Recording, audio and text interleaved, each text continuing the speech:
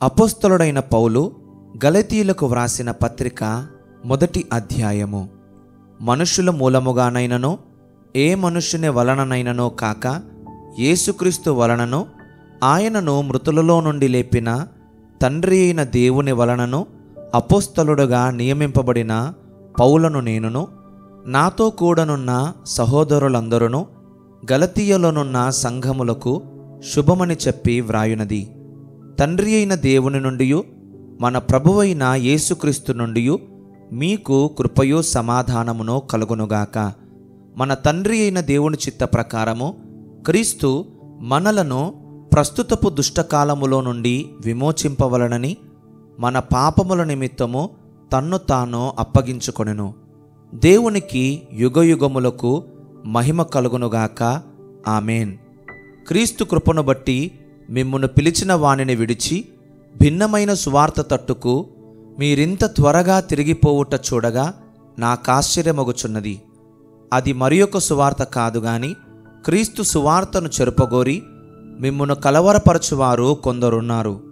మేము మీకు ప్రకటించిన సువార్తగాక మరియొక సువార్తను మేమైనను పరలోకము నుండి వచ్చిన యొక్క దూతయైనను మీకు ప్రకటించిన ఎడల అతడు శాపగ్రస్తుడవునుగాక. మేమిది వరకు చెప్పిన ప్రకారం ఇప్పుడును మరలా చెప్పుచున్నాము. మీరు అంగీకరించిన సువార్తగాక మరి ఒకటి ఎవడైనను మీకు ప్రకటించిన ఎడల వాడు శాపగ్రస్తుడవునుగాక. ఇప్పుడు నేను మనుషుల దయను సంపాదించుకొన చూచుచున్నానా, దేవుని దయను సంపాదించుకొన చూచుచున్నానా? నేను మనుషులను సంతోషపెట్టగోరుచున్నానా? నేనిప్పటికిని మనుషులను సంతోషపెట్టువాడనైతే క్రీస్తు దాసుడను కాకయే పోవుదును. సహోదరులారా, నేను ప్రకటించిన సువార్త మనుష్యుని యోచన ప్రకారమైనది కాదని మీకు తెలియజెప్పుచున్నాను. మనుష్యుని వలన దానిని నేను పొందలేదు, నాకెవడునో దాని బోధింపనూ లేదు గాని యేసుక్రీస్తు బయలుపరచుట వలననే అది నాకు లభించినది. పూర్వమందు యూద మతస్థుడనయ్యున్నప్పుడు నేను దేవుని సంఘమును అపరిమితముగా హింసించి నాశనము చెయ్యుచు నా పితరుల పారంపర్యాచారమందు విశేషాసక్తి గలవాడనై నా స్వజాతీయులలో నా సమాన వయస్కులైన అనేకుల కంటే యూదుల మతములో ఆధిక్యత నొందితినని నా నడవడిని గూర్చి మీరు వింటిరి.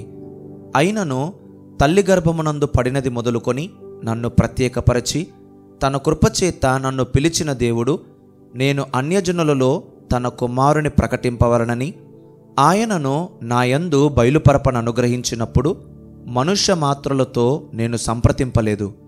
నాకంటే ముందుగా అపోస్తలులైన వారి యొద్దకు యెరూషలేమునకైనను వెళ్ళలేదు గాని వెంటనే అరేబియా దేశములోనికి వెళ్ళితిని. పిమ్మట దమస్కు పట్టణమునకు తిరిగి వచ్చి తిని అటుపైని 3 సంవత్సరములైన తరువాత కేఫాను పరిచయము చేసుకొనవలనని యెరూషలేమునకు వచ్చి అతనితో కూడా 15 దినములుంటిని. అతనిని తప్ప అపోస్తలులలో మరి ఎవనిని నేను చూడలేదు గాని ప్రభువు యొక్క సహోదరుడైన యాకోబును మాత్రము చూచితిని. నేను మీకు వ్రాయుచున్న ఈ సంగతుల విషయమై ఇదిగో దేవుని ఎదుట నేను అబద్ధమాడుటలేదు. పిమ్మట సిరియా కిలికియా ప్రాంతములలోనికి వచ్చి తిని క్రీస్తునందున్న యూదయ సంఘముల వారికి నా ముఖపరిచయము లేకుండెను గాని మునుపు మనలను హింసపెట్టినవాడు తాను పూర్వమందు పాడు చేయుచు వచ్చిన మతమును ప్రకటించుచున్నాడను సంగతి మాత్రమే విని వారు నన్ను బట్టి దేవుని మహిమపరచిరి. గలతీయులకు వ్రాసిన పత్రిక 2వ అధ్యాయము. అటు పిమ్మట 14 సంవత్సరములైన తరువాత నేను తీతును వెంటబెట్టుకొని బర్నబాతో కూడా యెరూషలేమునకు తిరిగి వెళ్ళితిని. దేవదర్శన ప్రకారమే వెళ్ళితిని.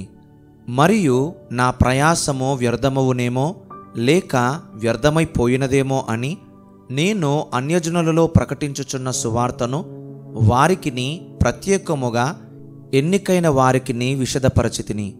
అయినను నాతో కూడనున్న తీతు గ్రీసు దేశస్థుడైనను అతడు సున్నతి పొందుటకు బలవంత పెట్టబడలేదు. మనలను దాసులుగా చేసుకొనవలనని క్రీస్తు యేసు వలన మనకు కలిగిన మన స్వాతంత్ర్యమును వేగుచూచుటకు రహస్యముగా తేబడి దొంగతనముగా ప్రవేశించిన కపట సహోదరుల వలన జరిగినది.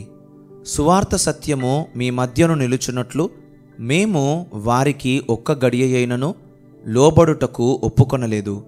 ఎన్నికైన వారుగా ఎంచబడిన వారి యొద్ద నేనేమియో నేర్చుకొనలేదు. వారెంతటి వారైననో నాకు లక్ష్యము లేదు. దేవుడు నరుని వేషము చూడడు. ఆ ఎన్నికైన వారు నాకేమియూ ఉపదేశింపలేదు.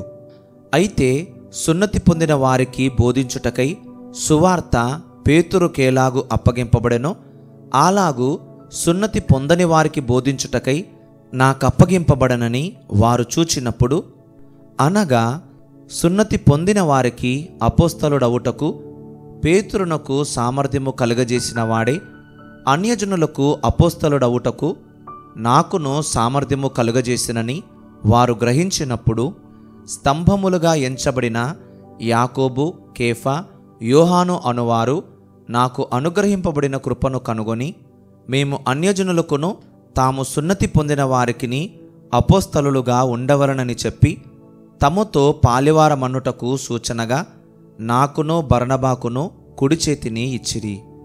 మేము బీదలను జ్ఞాపకము చేసుకొనవలనని మాత్రమే వారు కోరిరి. అలాగు చెయ్యుటకు నేనును ఆసక్తి కలిగియుంటిని.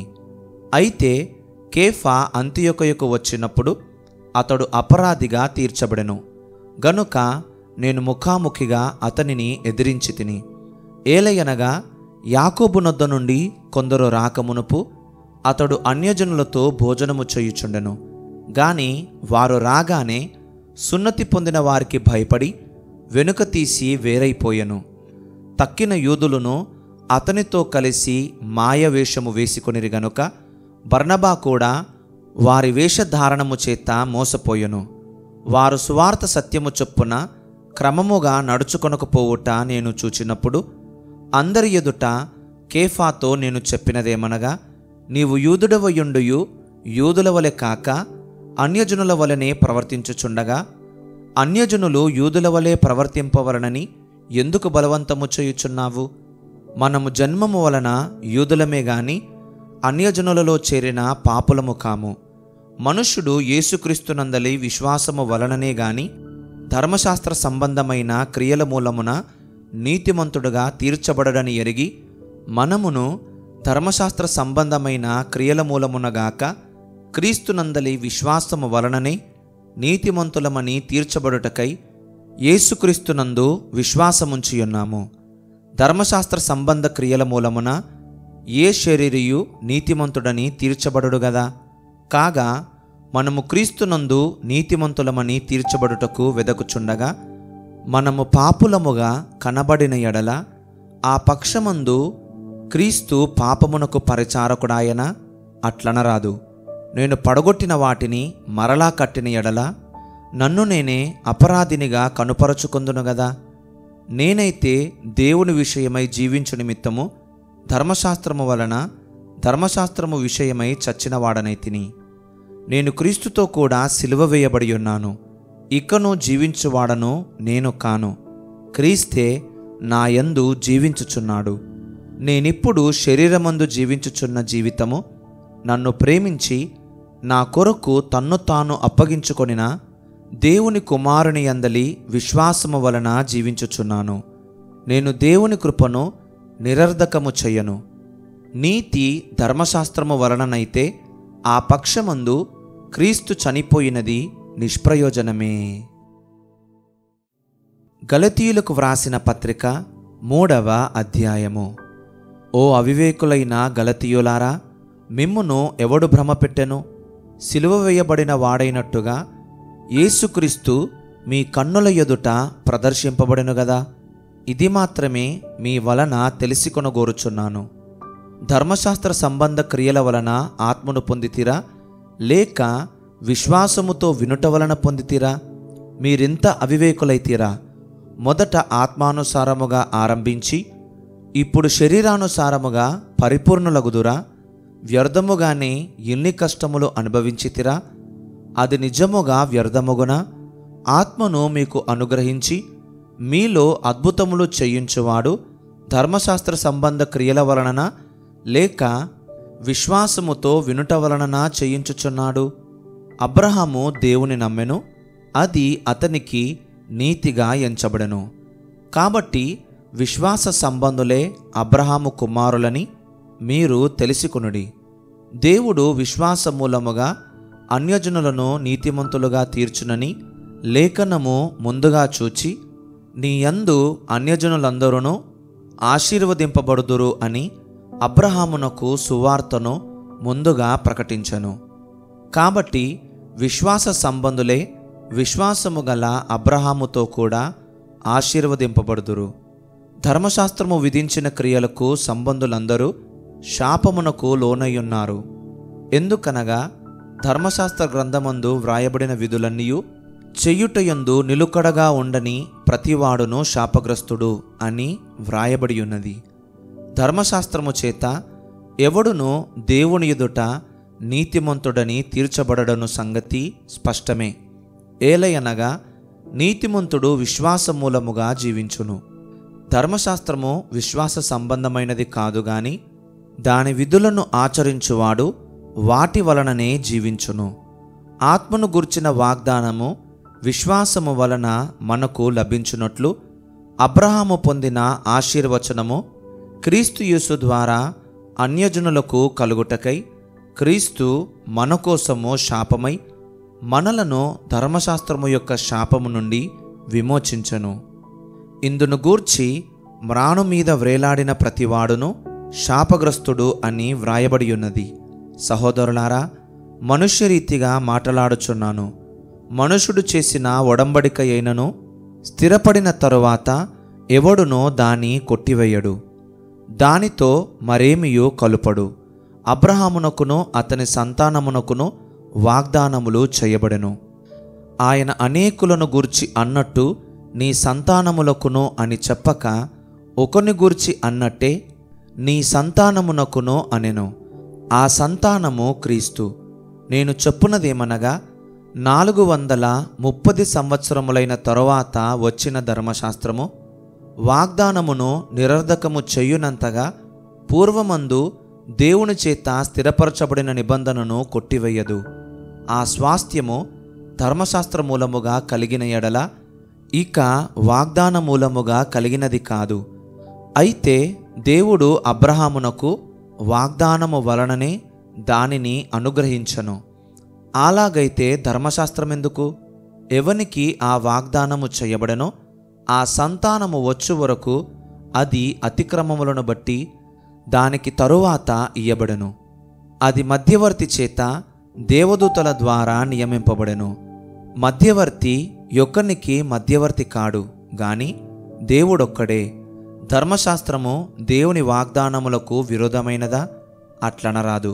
జీవింపచేయ శక్తిగల ధర్మశాస్త్రము ఇయ్యబడి ఉన్న ఎడల వాస్తవముగా నీతి ధర్మశాస్త్ర మూలముగానే కలుగును గాని యేసుక్రీస్తునందలి విశ్వాస మూలముగా కలిగిన వాగ్దానము విశ్వసించు వారికి అనుగ్రహింపబడినట్లు లేఖనము అందరినీ పాపములో బంధించను. విశ్వాసము వెల్లడి కాకమునుపు ఇక ముందుకు బయలుపరచబడబోవు విశ్వాసమవలంబింపవలసిన వారముగా చెరలో ఉంచబడినట్టు మనము ధర్మశాస్త్రమునకు లోనైన వారమైతిమి. కాబట్టి మనము విశ్వాసమూలమున నీతిమంతులమని తీర్చబడినట్లు క్రీస్తునొద్దకు మనలను నడిపించుటకు ధర్మశాస్త్రము మనకు బాలశిక్షకుడాయను. అయితే విశ్వాసము వెల్లడి ఆయను గనుక ఇక బాలశిక్షకుని క్రింద ఉండము. యేసుక్రీస్తునందు మీరందరూ విశ్వాసము వలన దేవుని కుమారులై ఉన్నారు. క్రీస్తులోనికి బాప్తిస్మము పొందిన మీరందరూ క్రీస్తును ధరించుకొని ఉన్నారు. ఇందులో యూదుడని గ్రీసు దేశస్థుడని లేదు, దాసుడని స్వతంత్రుడని లేదు, పురుషుడని స్త్రీ అని లేదు. యేసుక్రీస్తునందు మీరందరూ ఏకముగా ఉన్నారు. మీరు క్రీస్తు సంబంధులైతే ఆ పక్షమందు అబ్రహాము యొక్క సంతానమయ్యుండి వాగ్దాన ప్రకారము వారసులై ఉన్నారు. గలతీయులకు వ్రాసిన పత్రిక 4వ అధ్యాయము. మరియు నేను చెప్పునదేమనగా, వారసుడు అన్నిటికీ కర్తయ్యున్నను బాలుడయ్యున్నంత కాలము అతనికిని దాసునికిని ఏ భేదమునో లేదు. తండ్రి చేత నిర్ణయింపబడిన దినము వచ్చు వరకు అతడు సంరక్షకుల యొక్కయు గృహ నిర్వాహకుల యొక్కయు ఆధీనములో ఉండును. అటువలే మనమును బాలురమయ్యున్నప్పుడు లోక సంబంధమైన మూలపాఠములకు లోబడి దాసులమై ఉంటిమి. అయితే కాలము పరిపూర్ణమైనప్పుడు దేవుడు తన కుమారుని పంపెను. ఆయన స్త్రీ యందు పుట్టి మనము దత్తపుత్రులము కావలనని ధర్మశాస్త్రమునకు లోబడియున్న వారిని విమోచించుటకై ధర్మశాస్త్రమునకు లోబడిన వాడాయను.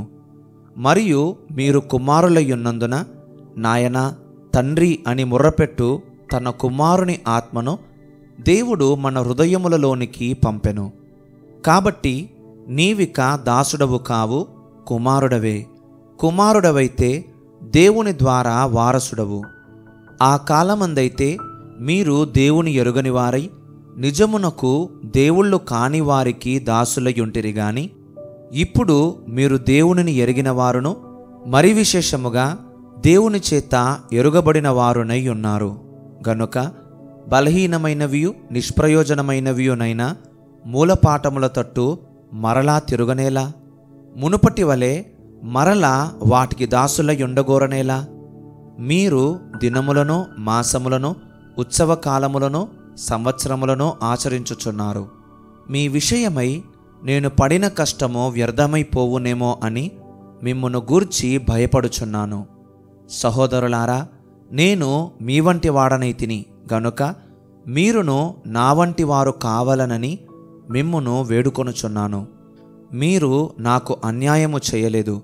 మొదటిసారి శరీర దౌర్బల్యము కలిగినను నేను సువార్త మీకు ప్రకటించితినని మీరెరుగుదురు. అప్పుడు నా శరీరములో మీకు శోధనగా ఉండిన దానిని బట్టి నన్ను మీరు తృణీకరింపలేదు, నిరాకరింపనైనను లేదు గాని దేవుని దూతను వలెను క్రీస్తు యేసును వలెను నన్ను అంగీకరించితిరి. మీరు చెప్పుకొనిన ధన్యత ఏమైనది? శక్యమైతే మీ కన్నులు ఊడబీకి నాకిచ్చివేసియుందురని మీ పక్షమున సాక్ష్యము పలుకుచున్నాను. నేను మీతో నిజమాడినందున మీకు శత్రువునైతినా? వారు మీ మేలు కోరి మిమ్మును ఆసక్తితో వెంటాడువారు కారు. మీరే తమ్మును వెంటాడవలనని మిమ్మును బయటికి త్రోసివేయగోరుచున్నారు. నేను మీ యొద్ద ఉన్నప్పుడు మాత్రమే గాక ఎల్లప్పుడూ మంచి విషయములో ఆసక్తిగా నుండుట యుక్తమే. నా పిల్లలారా, క్రీస్తు స్వరూపము మీ అందేర్పడు వరకు మీ విషయమై మరలా నాకు ప్రసవ వేదన కలుగుచున్నది. మిమ్మును గూర్చి ఎటుతోచక ఉన్నాను. నేనిప్పుడే మీ మధ్యకు వచ్చి మరియొక విధముగా మీతో మాటలాడగోరుచున్నాను.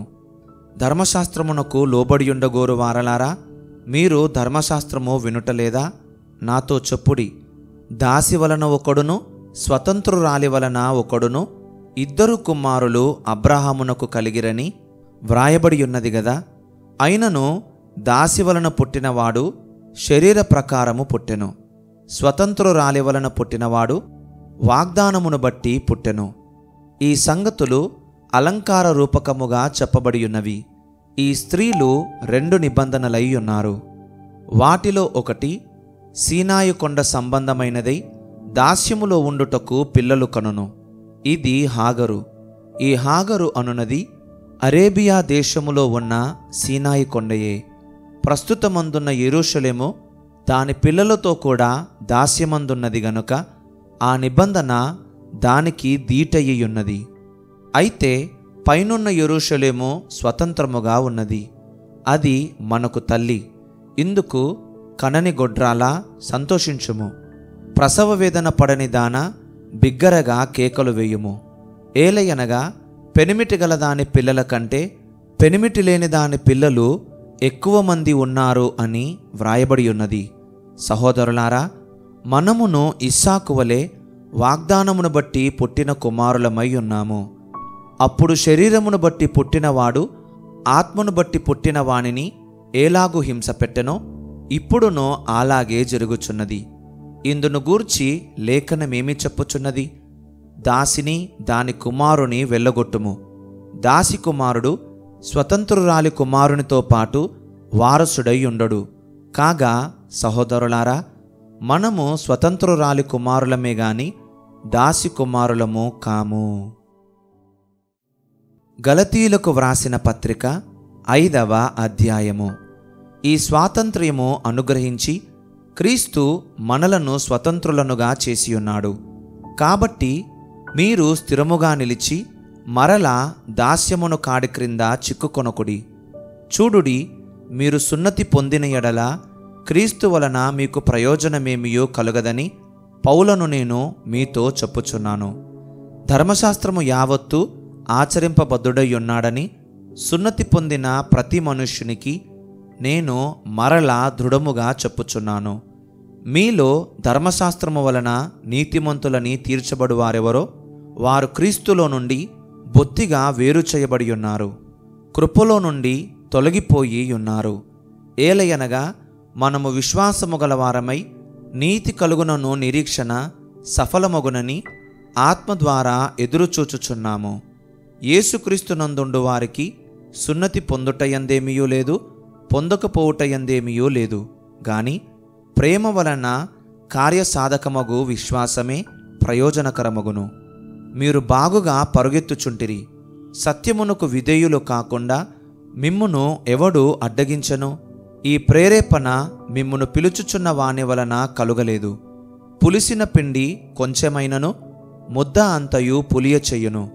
మీరెంత మాత్రమునో వేరుగా ఆలోచింపరని ప్రభువునందు మిమ్మును గూర్చి నేను రూఢిగా నమ్ముకొనుచున్నాను. మిమ్మును కలవరపెట్టుచున్నవాడు ఎవడైనను వాడు తగిన శిక్షను భరించును. సహోదరులారా, సున్నతి పొందవలనని నేనింకను ప్రకటించుచున్న ఎడల ఇప్పటికిని హింసింపబడనేలా? ఆ పక్షమున సిలువ విషయమైన అభ్యంతరము తీసివేయబడును గదా. మిమ్మును కలవరపెట్టువారు తమ్మును తాము ఛేదించుకొనుట మేలు. సహోదరులారా, మీరు స్వతంత్రులుగా ఉండుటకు పిలువబడితిరి. అయితే ఒక మాట, ఆ స్వాతంత్ర్యమును శారీర క్రియలకు హేతువు చేసుకొనక ప్రేమ కలిగిన వారై ఒకనికొకడు దాసులయ్యుండుడి. ధర్మశాస్త్రమంతయు నిన్ను వలె నీ పొరుగువానిని ప్రేమించుము అను ఒక్క మాటలో సంపూర్ణమయ్యున్నది. అయితే మీరు ఒకనినొకడు కరచుకొని భక్షించిన ఎడల మీరు ఒకని వలన ఒకడు బొత్తిగా నశించుపోదురేమో చూచుకొనుడి. నేను చెప్పునదేమనగా, ఆత్మానుసారముగా నడుచుకొనుడి. అప్పుడు మీరు శరీరేచ్ఛను నెరవేర్చరు. శరీరము ఆత్మకును, ఆత్మ శరీరమునకును విరోధముగా అపేక్షించును. ఇవి ఒకదానికొకటి వ్యతిరేకముగా ఉన్నవి గనుక మీరేవి చెయ్య నిశ్చయింతురో వాటిని చెయ్యకుందురు. మీరు ఆత్మచేత నడిపింపబడిన ఎడల ధర్మశాస్త్రమునకు లోనైన వారు కారు. శరీర కార్యములు స్పష్టమయ్యున్నవి. అవేవనగా జారత్వము, అపవిత్రత, కాముకత్వము, విగ్రహారాధన, అభిచారము, ద్వేషములు, కలహము, మత్సరములు, క్రోధములు, కక్షలు, భేదములు, విమతములు, అసూయలు, మత్తతలు, అల్లరితో కూడిన ఆటపాటలు మొదలైనవి. వీటిని గూర్చి నేను మునుపు చెప్పిన ప్రకారము ఇట్టి వాటిని చేయువారు దేవుని రాజ్యమును స్వతంత్రించుకొనరని మీతో స్పష్టముగా చెప్పుచున్నాను. అయితే ఆత్మఫలమేమనగా ప్రేమ, సంతోషము, సమాధానము, దీర్ఘశాంతము, దయాళుత్వము, మంచితనము, విశ్వాసము, సాత్వికము, ఆశానిగ్రహము. ఇట్టి వాటికి విరోధమైన నియమమేదియూ లేదు. క్రీస్తు యేసు సంబంధులు శరీరమును దాని ఇచ్ఛలతోనూ దురాశలతోనూ సిలువ వేసియున్నారు. మనము ఆత్మననుసరించి జీవించువారమైతిమా, ఆత్మను అనుసరించి క్రమముగా నడుచుకొందము. ఒకరినొకరము వివాదమునకు రేపకయు, ఒకరియందొకరము అసూయపడకయు, వృధాగా అతిశయపడకయు ఉందము. గలతీయులకు వ్రాసిన పత్రిక 6వ అధ్యాయము. సహోదరులారా, ఒకడు ఏ తప్పితములోనైనను చిక్కుకొనిన ఎడల ఆత్మ సంబంధులైన మీలో ప్రతివాడు తానును శోధింపబడుదునేమో అని తన విషయమై చూచుకొనొచ్చు సాత్వికమైన మనస్సుతో అట్టివానిని మంచి దారికి తీసుకొని రావలను. ఒకని భారములనొకడు భరించి ఈలాగు క్రీస్తు నియమమును పూర్తిగా నెరవేర్చుడి. ఎవడైనను వట్టివాడయుండి తాను ఎన్నికైన వాడనని ఎంచుకొనిన ఎడల తన్ను తానే మోసపరుచుకొనును. ప్రతివాడును తాను చేయు పనిని పరీక్షించి చూచుకొనవలెను. అప్పుడు ఇతరుని బట్టి కాక తనను బట్టియే అతనికి అతిశయము కలుగును. ప్రతివాడును తన బరువు తానే భరించుకొనవలెను గదా. వాక్యోపదేశము పొందువాడు ఉపదేశించువానికి మంచి పదార్థములన్నిటిలో భాగమియ్యవలెను. మోసపోకుడి, దేవుడు వెక్కిరింపబడడు. మనుష్యుడు ఏమి విత్తునో ఆ పంటనే కోయును. ఎలాగనగా తన శరీరేచ్ఛలను బట్టి విత్తువాడు తన శరీరము నుండి క్షయమును పంట కోయును. ఆత్మను బట్టి విత్తువాడు ఆత్మ నుండి నిత్యజీవమును పంట కోయును. మనము మేలు చేయుటయందు విసుకకయుందము. మనము అలయక మేలు చేసితిమేని తగిన కాలమందు పంట కోతుము. కాబట్టి మనకు సమయము దొరికిన కొలది అందరి ఎడలను, విశేషముగా విశ్వాస గృహమునకు చేరిన వారి ఎడలను మేలు చేయుదము. నా స్వహస్తముతో మీకెంత పెద్ద అక్షరములతో వ్రాయుచున్నానో చూడుడి. శరీర విషయమందు చక్కగా అగపడగోరు వారెవరో వారు తాము క్రీస్తు యొక్క శిలువ విషయమై హింస పొందకుండుటకు మాత్రమే సున్నతి పొందవలనని మిమ్మును బలవంతము చేయుచున్నారు. అయితే వారు సున్నతి పొందిన వారైనను ధర్మశాస్త్రము ఆచరింపరు. తాము మీ శరీర విషయమందు అతిశయించు నిమిత్తము మీరు సున్నతి పొందవలనని కోరుచున్నారు. అయితే మన ప్రభువైన యేసుక్రీస్తు శిలువయందు తప్ప మరి దేనియందునో అతిశయించుట నాకు దూరమవునుగాక. దాని వలన నాకు లోకమును, లోకమునకు నేనును సిలువ వేయబడి ఉన్నాము. క్రొత్త సృష్టి పొందుటయే గాని సున్నతి పొందుటయందేమియో లేదు, పొందకపోవుటయందేమియో లేదు. ఈ పద్ధతి చొప్పున నడుచుకుని వారికందరికీ అనగా దేవుని ఇశ్రాయేలునకు సమాధానమును కృపయు కలుగునుగాక. నేను యేసు యొక్క ముద్రలు నా శరీరమందు ధరించియున్నాను. ఇక మీదట ఎవడును నన్ను శ్రమ పెట్టవద్దు. సహోదరులారా, మన ప్రభువైన యేసుక్రీస్తు కృప మీ ఆత్మతో ఉండునుగాక. ఆమేన్.